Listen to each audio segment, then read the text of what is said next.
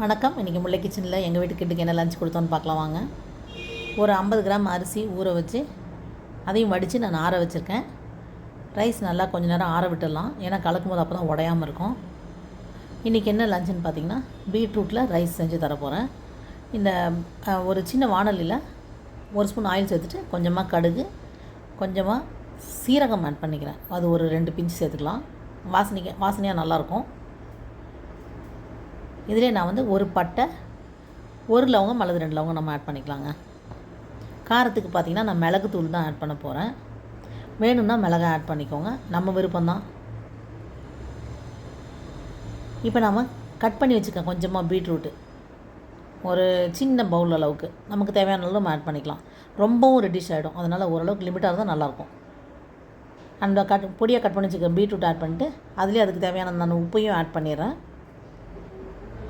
மிளகுத்தூளும் சொன்ன மாதிரி ஆட் பண்ணிக்கலாம். இது ரெண்டும் ஆட் பண்ணிவிட்டு இந்த பீட்ரூட்டை கொஞ்சம் வணங்குறதுக்காக நான் ஒரு 50 மில்லி மட்டும் தண்ணி ஆட் பண்ண போகிறேன். இந்த பீட்ரூட்டில் பார்த்திங்கன்னா எல்லா சத்துக்கள், carbohydrates, manganese, copper, potassium, magnesium, vitamin C, vitamin B6, iron, இத்தனை சத்துக்களும் இதில் நிறைஞ்சிருக்குதுங்க. அதனால தான் அயர்ன் டிஃபிஷியன்சி இருக்கிறவங்களுக்கும் சரி, ரத்த ஓட்டம் நல்லா வேணும்னா உடனே பீட்ரூட் கொடுங்க அப்படின்னு சொல்லுவாங்க டாக்டர். அந்த மாதிரி சத்துக்கள் நிறைஞ்ச இந்த பீட்ரூட்டை நம்ம குழந்தைங்களுக்கும் நம்ம குழந்தையிலேருந்தே கொடுத்து பழக்கம் பண்ணுவாங்க. இதை பொரியலாகவும் கொடுக்கலாம், அந்த மாதிரி சாதம் மாதிரி கலக்கியும் கொடுக்கலாம். இந்த பீட்ரூட் வைக்கிறதுக்காக நான் ஒரு 50 ml தண்ணியை ஆட் பண்ணி அதை நான் ஒரு சிம்மில் வச்சு நான் மூடி வச்சிடறேன். இப்போ இந்த பீட்ரூட் கொஞ்ச நேரம் வணங்கின பின்னால் அது நல்லா வெந்துருச்சான்னு பார்க்கலாம்.